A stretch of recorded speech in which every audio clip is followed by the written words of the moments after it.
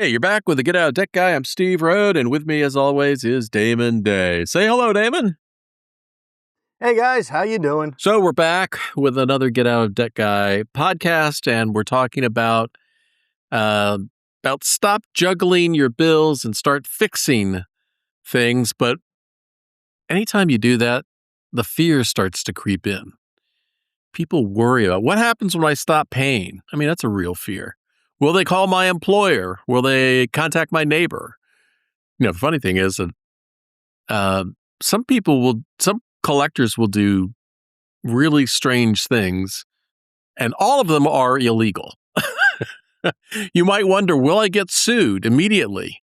And that's an interesting question because debt collection lawsuits are way up, but we'll talk about that. Will my life fall apart? Well, the answer to that is no.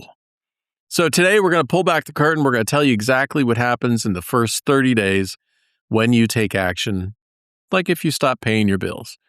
The kind of calls you'll get, the letters that'll arrive, and the feelings, the real feelings that you'll have, and what to do about it. No surprises, just truth. But before we get to that, Damon, I want to cover the stories that I'm following today on getoutofdebt.org. So if you want to stay tuned with what's the latest going on in the world of money, credit, and debt, and how it affects you, then I would suggest you go to getoutofdebt.org and subscribe to my weekday newsletter. If you need to talk to anybody about your situation, go to Damon. You can find him at damonday, DAMONDAY.com. So Damon, I think I've put out 10 or 15 stories today. It's hard to pick which ones are the most important, but the one that really caught my eye was this one on student loan forgiveness. So the old borrower to defense repayment program has been batted around, and I'm going to say something, and it's not political, it's just factual.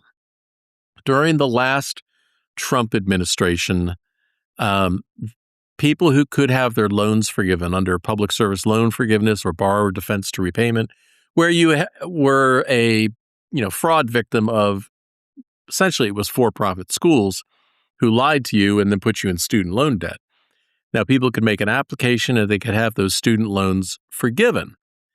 Well, under the previous Trump administration, they dragged their feet and they put every roadblock in place to prevent people from getting their loans forgiven. So now what happens? Now you have a change in administration, and during the next 4 years, the Biden administration tried to do everything they could to get those loans forgiven, including entering into a settlement with borrowers that sued the government to have the loans forgiven. And the loans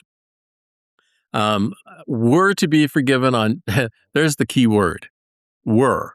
They were to be forgiven by January 28th this year. But you can guess what happened. That's yesterday. You can guess what happened. We had a change back in the administration that has put a delay on things. And of course, the judge is saying, no bueno. No, you're supposed to do it, but it hasn't been done. But all of that is good background. But here's the kicker.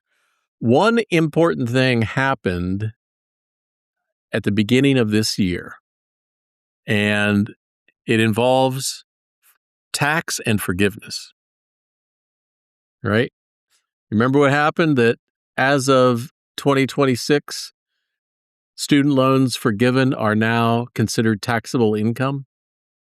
Yeah. So because this thing was kicked down the road. Well, you're not talking about public student loan forgiveness. No, I'm talking about borrower defense. Yeah. So just to clarify, so people go, "Oh my gosh!" But if it's public service loan forgiveness, that is still for now for tax-free forgiveness for now. Well, everything is for now. Yeah. The people affected by this right now, who have been waiting for years for their student loans to be legally forgiven, we have about 200,000 borrowers that are, have been through the screening process, are allegedly eligible for the forgiveness, but they're just not getting it. And now that as of January 1st, student loan forgiveness is taxable again. So let's say finally you get through the administrative hurdles, and those were caused by whatever reason, it doesn't matter. But because of those delays, now if you get like 50 grand of student loans forgiven, you could be looking at maybe a $10,000 tax bill. Yeah. Just because the government dragged their feet and screwed this whole thing up. Again, you're not going to pay the government out of the left hand, but you're going to pay them out of the right hand. But again, I want to be very clear that I'm absolutely not saying that this is a political thing. What I'm saying, this is just another example of a total administrative screw up where people are not put first. This got screwed up when government got involved in student loans in the first place. They should have never been involved in it. They just is college more obtainable now than it was before the government got involved in student loans? Well, I mean, the answer is no. But it's not. But it's easier to get into school and pay more than you should because they got into loans. No, maybe obtainable is not the right word. Is college as good of a deal financially as it was before the government got their big-ass noses involved?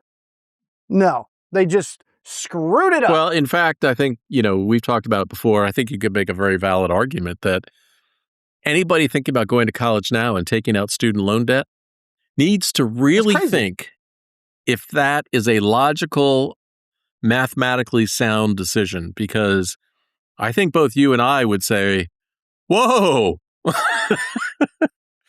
Yeah. Spend some time on Google, get into some forums, talk to some people, get into some forums of people in careers that you're thinking about going into, and see how it's worked out for people that are in your chosen career path. Yeah.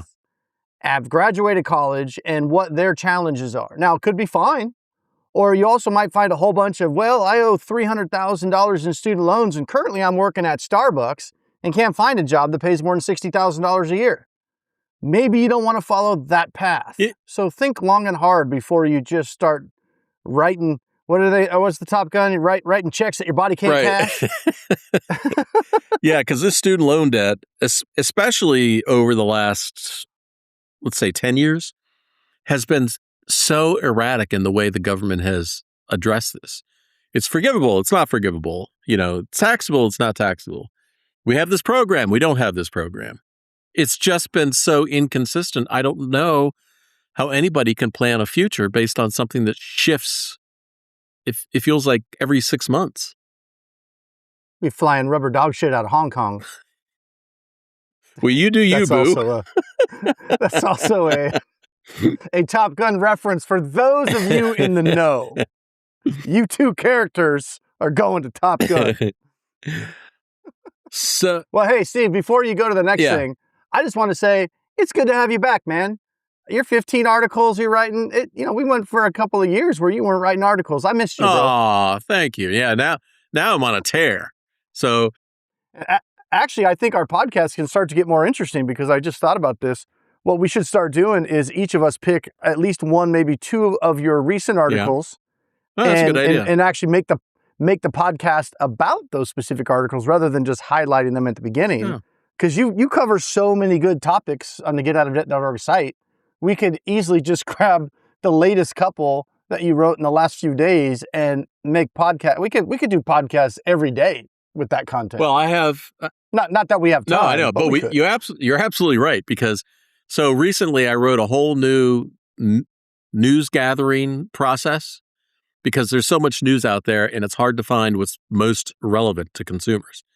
And in the last 24 hours, it's identified 105 stories that I need to go through and screen and see what's most important. So there's really critical stuff. Now, here's a story that may not be that critical, but you might have some feedback on it. Apparently, there's a class action lawsuit that was just filed against Lyft because people feel that they're paying for priority pickup, but not really getting it. Oh, no, I think that's pretty common knowledge that it's not, well, not among the riders, I guess, but among the drivers. I think Lyft, there was an article out a while back that was just talking about how Lyft just figured out a way to make people think they were getting a better service and they could pay more, but they weren't necessarily getting picked up earlier. Right. So now, Lyft, if you want to pay your drivers more, that might actually get people picked up earlier. But this whole pay you enough to cover your gas and that's it crap that they've been doing lately, forget about it. So, it's hard to pick. It's like trying to pick your favorite child out of all the stories from today. So I've got one more before we jump into our show. And if anybody wants to get in the know, two things. On the top of the home screen, if you're looking on a device other than your phone, you'll see a ticker that goes across that shows you the stories I'm looking at right now.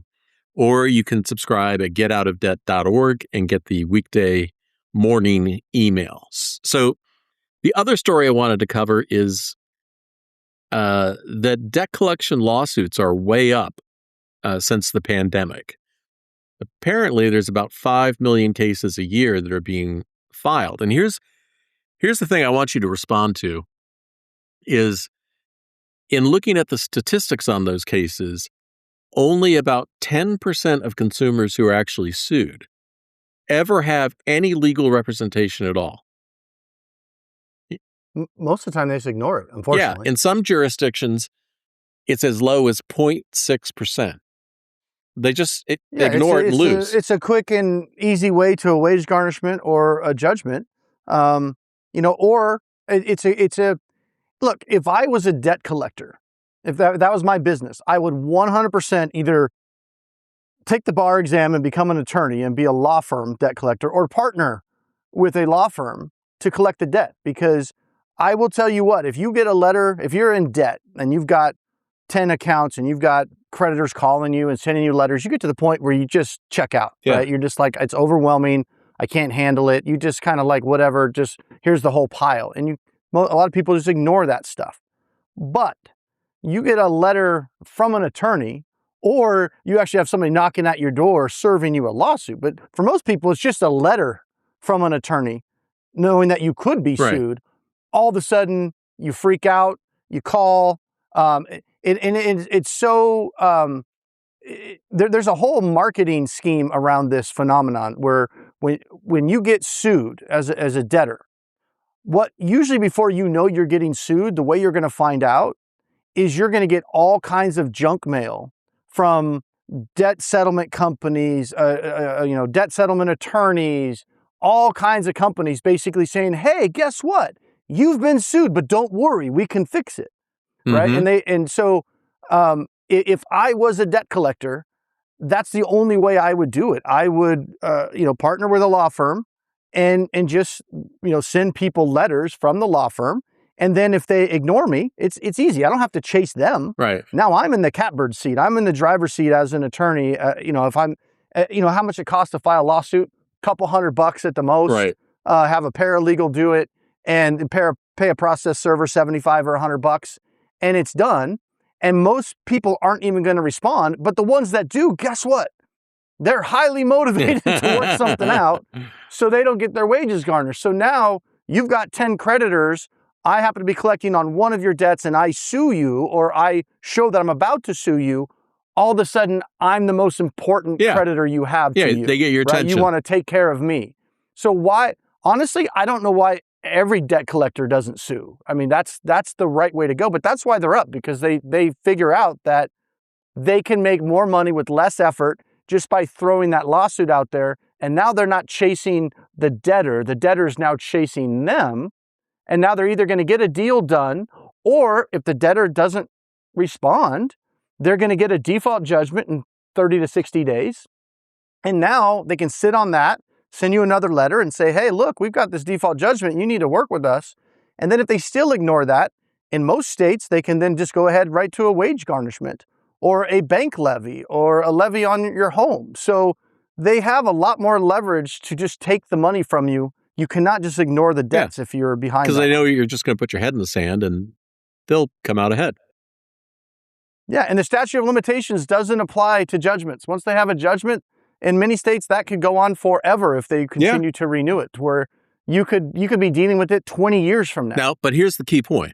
So if you're in that situation and for whatever reason you didn't deal with it and you've been sued or you're about to be sued, please contact Damon, because that doesn't mean that's the end of the road. You don't have to give up at that point. Yeah. Yeah, there's ways to deal with it. Even if you've already been sued, even if you already have a judgment, it's better to deal with it before.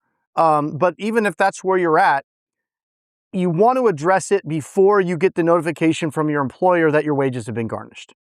I am really good at what I do, I must say. I agree. But there are limits to even the things that I can get done for you.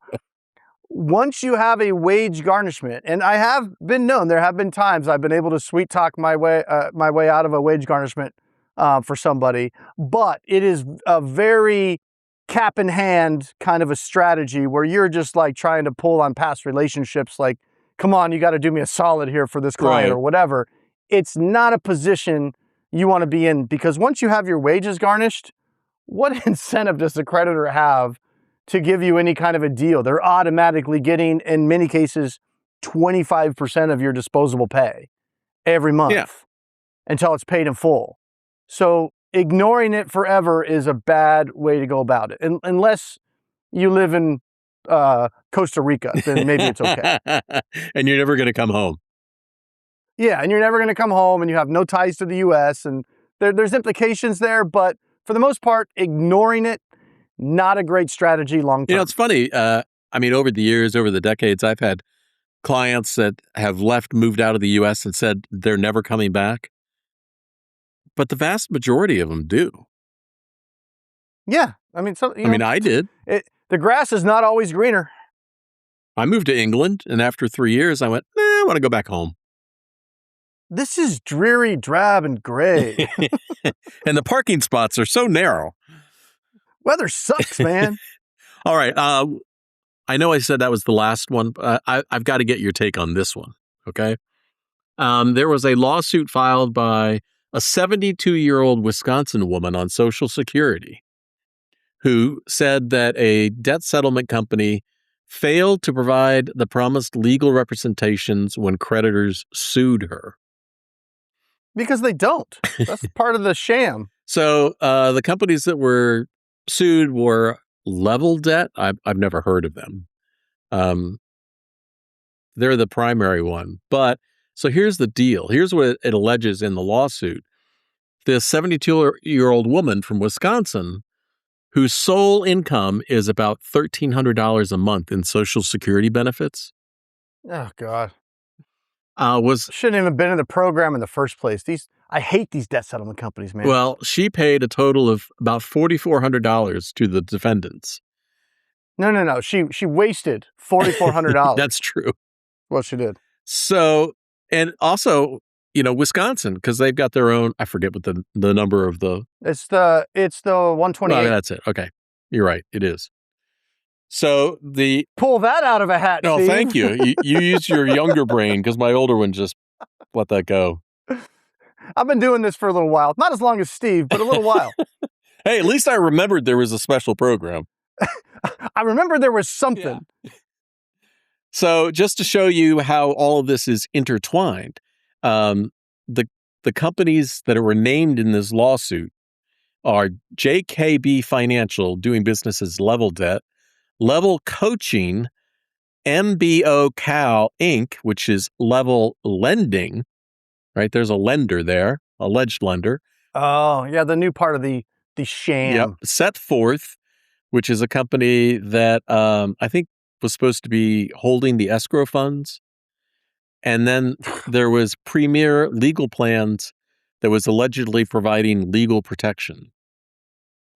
I think we can sum all of this up. It's just everything the salesperson tells you is like maybe 30% truth at best. Yeah. I mean, these debt settlement companies, I'm not saying they're all bad. There are some legitimate programs out there, but most of this is just sales rooms, guys telling you what you want to hear. They don't know their ass from their elbow when it comes to dealing with debt. They've never negotiated a debt in their life. Oh, we got legal protection for this and we got that. just set up a consult with me first and we'll walk through it. I mean, we'll talk about, you can even send me a contract. You talking to a debt settlement company. Hey, I'm wondering if this is, not even legit's probably not the right word. I'm wondering if what they're going to do is what they're telling me they're going to do. How does this actually work? Oh, and because if they're talking to you about low monthly payments, you can just tune out right there. There's no such thing as monthly payments with debt settlement. And if they're selling you that, they're not explaining what they're actually going to be doing. And let's not forget that a week or two ago, I launched this contract decoder on the website. So if you don't want to contact Damon, you're intimidated about reaching out to the king of debt help. That's you. Or I may be booked too far out. Who knows? Yeah. Well, you can go to getoutofdebt.org. If you scroll down to the very bottom, you'll find a link to the contract decoder. And this is where if they have given you, don't sign anything without asking for it first to look at it. But you can upload your contract and it will tell you exactly what it really means. And then right below that is a link to the newest tool that I developed this week. It's the scam-o-meter.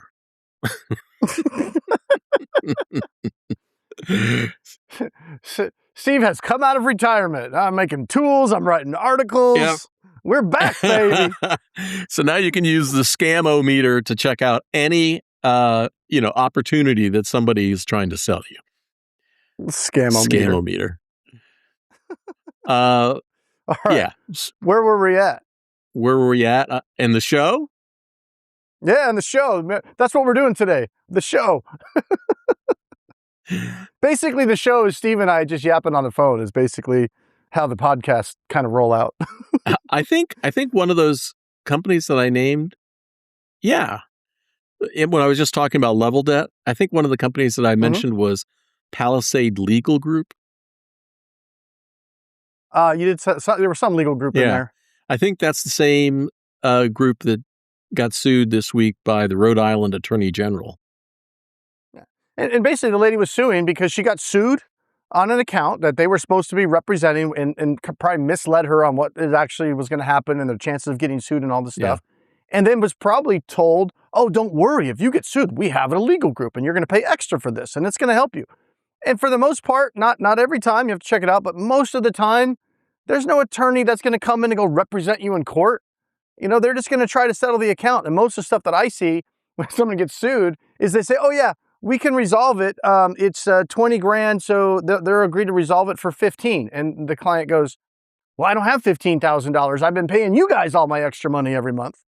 Right. And they go, well, if you don't have the 15,000, there's not much we can do. So that's your fault. Right. And then they're like, we tried to settle it, but you don't have enough money. And it's just like, that's a different podcast. I don't want to get going off on the debt settlement promises and how they and especially given the fact that this was a lady on $1,300 a month, Social Security I think benefits, is what you said. Social Security has no business at all trying to settle her debt. And the only reason she's doing it was because some salesperson that doesn't know their ass from their elbow when it comes to this stuff. Oh, that's right. Convinced her to do it so he or she could make a commission. And now you have somebody on a very low fixed income throwing good money after bad. When at minimum, even if she didn't want to file bankruptcy or couldn't file bankruptcy, she could have gone to the HELPS organization and those guys would have told the creditors to go pound sand if she didn't have any assets that were at risk and not paid really anything. Yeah, what is it? Good luck getting the salesperson to tell you about that. Is it Helps? Yeah, Helps. HELPS. No, it's not. It's not just Helps. It was. It used to be. But they changed it? Well, if it's just Helps, they need to change their website. Great. What is Helps? Yeah, Helps Law Group. Helps. So the website is here.org. Helps is here. Yeah. Helps is here. Helps, yeah.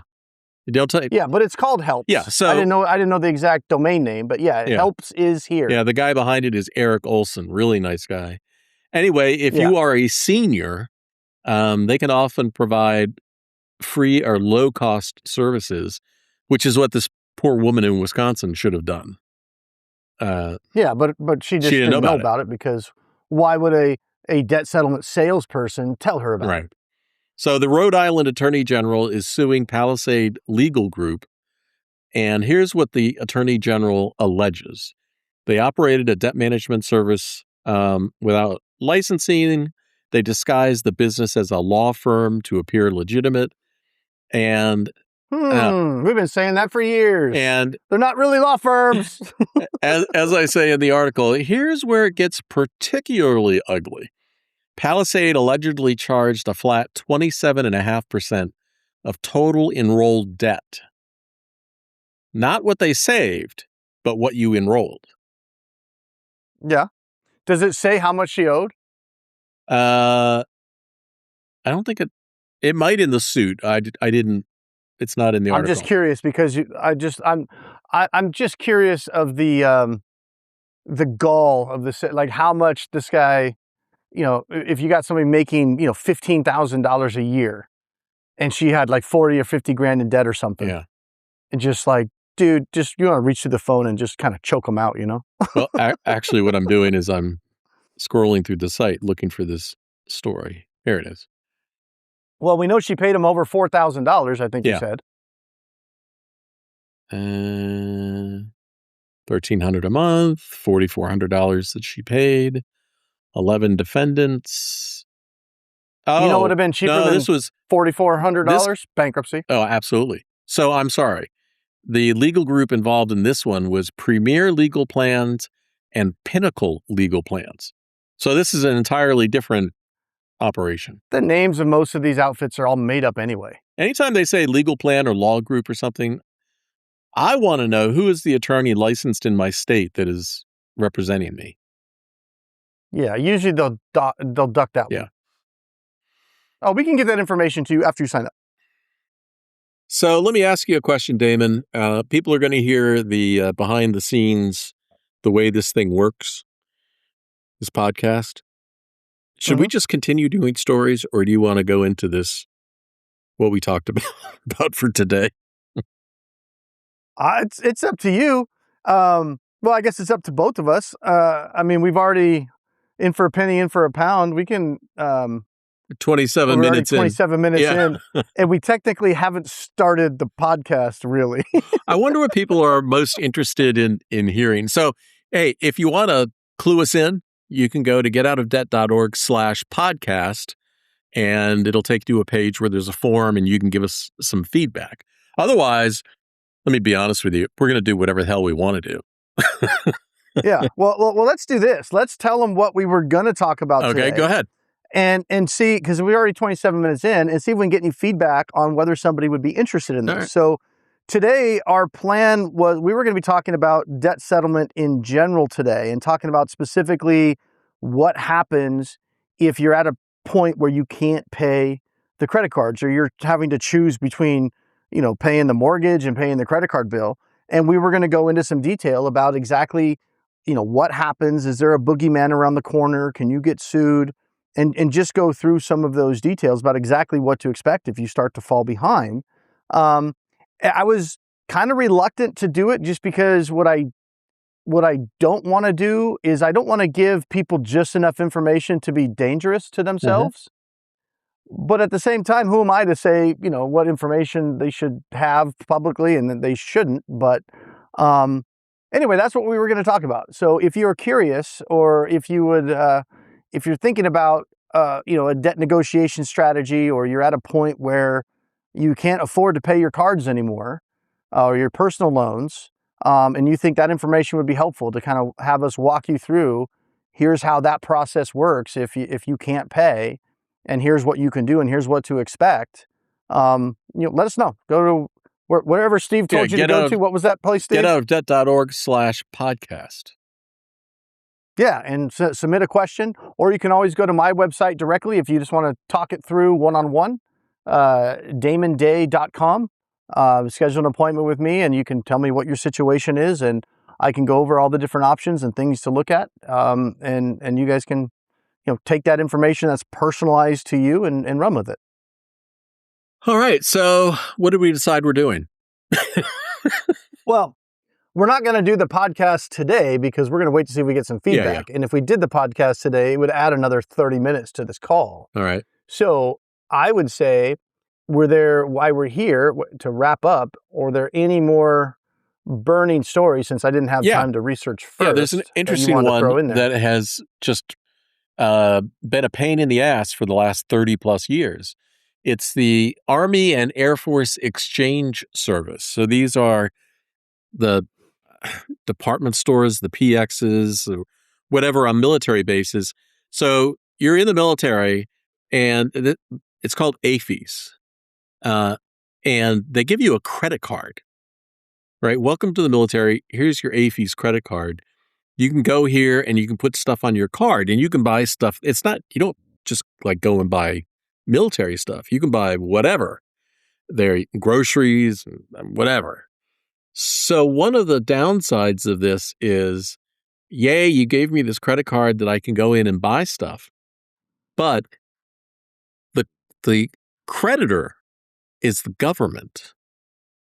And the government has special powers to administratively levy your wages and intercept your tax returns. So this is another example of, thank you for your service. I was talking about this just today with my dental hygienist. We say that we revere our military and their heroes, and we thank them for their service. And yet, time after time, they just get screwed over. And this whole AFES thing is a good example of it. Now, this story that I wrote on the AFES card came up because there's been a sudden burst in complaints to the CFPB on the whole AFES thing. And people are complaining about the collection practices, the interception of their tax returns, and, having their wages levied. And it's this thing, it comes out as a surprise. And it's hard to fight back against that. Oh, fight back? Yeah. What's that? You can't fight back against. Well, I guess that would be, it sounds like this. Shit. Now, if you're in the military, that's how the fight back that's works. Right. That's the way it goes. But if you're in the military, there are a couple of things that you can do. One is, if you are on active duty, the Service Members Civil Relief Act provides protection while you're on active duty. So, yeah, but that's limited to just if you're on active duty. And then that actually carries over to other just regular credit cards and everything. Yes. If a creditor's trying to sue you, they have to make the statement that you're not on active duty, and that's actually a defense that you could use if you were. And the thing that makes this so insidious and pisses me off is, so the military gives you a credit card, and you go and make these retail purchases, and the military is not overpaid by any means. And oftentimes they struggle. And in my lifetime, I've even been donated. We purchased a couple of semi-trucks from Feed the Children and donated about 10,000 pounds of food to military families that were struggling to make ends meet. So they're really in trouble. So now what happens is you get this credit card, and if you get into collections, don't be surprised if the collector doesn't contact your chain of command. And now everybody's leaning on you, and people are worried about, what am I going to do? I can't let it, get behind. I can't get sued. I don't want them to call my chain of command. I don't want, it's a situation they put you in. It sucks. Yeah. It just sucks. Yeah. It's shit. Yeah. Right. So, well, in that situation, essentially what you have to do is, I know this is kind of a thank you, Captain Obvious, but you have to prioritize the repayment of that type of a debt over others. Yeah. That's what you have to do. Because it's easier to deal with Chase Bank than that card. Oh, yeah. I mean, don't go throw in a holier than thou 10 cents on the dollar settlement offer and getting indignant. They don't have to respond. They don't have to acknowledge it. They have all the power. No, you have to prioritize that. It's just like It's just like federal student loans. That's a priority debt. You have to prioritize it. You can't go and say, oh, well, I have private student loans, and I've got credit cards, and I've got car payments, I've got all this stuff. It's just like having that federal student loan. They have powers that a lot of these other collectors don't have, and they could make your life miserable a lot more and a lot faster. So that is something, if you could go back in time, you could say, well, don't get into that debt. Fine. Well, we can't go back in time. We have to deal with what's in front of us. And so if you have a debt like that, a federal student loan, that commissary card or whatever that was, or anything like that where it's to the government, you have to just prioritize that. And sometimes that means getting strategic with your other debts, because you can't get strategic with that one. So the last one, hopefully I can promise this is the last one. I've broken every promise. I had one I wanted to talk about too. Okay. So I don't know. All right, then I'll make this quick. So this is not about debt, but it pissed me off just as much. So apparently General Motors and OnStar. Do you have OnStar in your Cadillac? I do. Okay. Yes. Interesting thing. I never use it, but I pay for it. Well, that's okay. That's why I had to pause, and I was like, actually, I do, but I don't use it. I think I use it for the music or something. Well, apparently GM and OnStar for decades now have been collecting precise geolocation data and driving behavior information, and then selling that information to the insurance companies. So inconceivable. I know. So you keep using that word. I don't think you know what it means. I don't think it means what you think it means. Princess Bride, for those of you that are in the know. Yeah. So under this, the GM and OnStar, GM and OnStar settled with the Federal Trade Commission over this. It finally came to light through actually a journalist that was writing a story on it. And they have 5 years banned on selling data, and they have a 20-year settlement requiring consumer consent before they can gather this data again. But you got a GM car and OnStar, your data is already out there, and your insurance company might already have it. And so the lesson here is for the last 20 some odd years, they made millions of dollars selling the data. Yeah. And they got, which barely a slap on the wrist, and they can't do it again for 5 years? Yeah. Oh, gee, don't sign me up for that. I mean, why? You wonder why companies pull this shit off all the time. Yeah, they get away with because the punishment never fits the crime. It's like, so I stole $100 million, but I got sued and I had to pay back $10 million. Yeah. Oh, no. Yeah. Like, it happens all the time. It's ridiculous. Like, crime, unfortunately, pays. Yeah, well, here's the bottom line for consumers is the company collected and sold your data without your consent, which was used to raise your insurance rate, and GM will pay nothing in this settlement. But if you have been driving a GM vehicle that has OnStar, and you have noticed that your car insurance bills have been going up higher than you thought that they would, this could be precisely the reason why, because they were sharing the data about how you were driving, and that was causing rates to go up. Yeah, well, I don't think there's anybody listening to this that hasn't had their insurance increase. No, I'm sure our Teslas are cheating on us too. Not very many insurance companies out there are going, hey, you know what we should do? We should lower premiums. Although I do have to say, the Tesla is very clear about, because there's that privacy screen, and you can opt out or opt in to sharing data. So it's very clear. But apparently in this situation, not clear. Did you see that Elon just announced they were going to discontinue the S and the X? Well, I was like, wow, okay. Yeah. Well, all right. I wasn't planning on buying one anytime soon, but I think it's because it's, their highest priced vehicles, and they probably have the lowest number of sales on them. It is. I think they only sell like 11,000 a year of those combined, and the Model Y was like 400,000. Yeah. But dude, I'm getting excited about that with that robo-taxi coming out. Oh yeah, I know you want to get one. Hey, I just discovered that our new Model Y that we just got has the new computer in it. They have a, hardware 4 is out, but apparently they just released hardware 4.5. So sweet. Yeah, accidental. Yeah, no, I'm because on the Penny Stupid channel. For those of you that don't know, I drive once in a while these side hustles for this Penny Stupid YouTube channel we have, where I show people how to make some extra money. And although I haven't driven in a couple of weeks at all, I just haven't been too busy. But Elon's coming out with these robo taxis that essentially is going to kind of, according to him, rival Uber. Like have Tesla will have its own taxi service network, and these cars are basically Model Ys. At one point, he said they're not even going to have steering wheels. I don't know if that will happen when it actually comes out, but the whole idea behind these things is you can buy this robo-taxi, which supposedly is basically a Model Y, maybe with a steering wheel, maybe without, but it's going to be fully autonomous. So essentially, you just get in and tell it where you want to go, which they already kind of do anyway, but it'd be kind of weird not having a steering wheel. But the benefit to this car is when you're not using it, you have the ability to, instead of going out and being an Uber driver or a Lyft driver to make some side money, you could send the car out. This is like the coolest concept ever.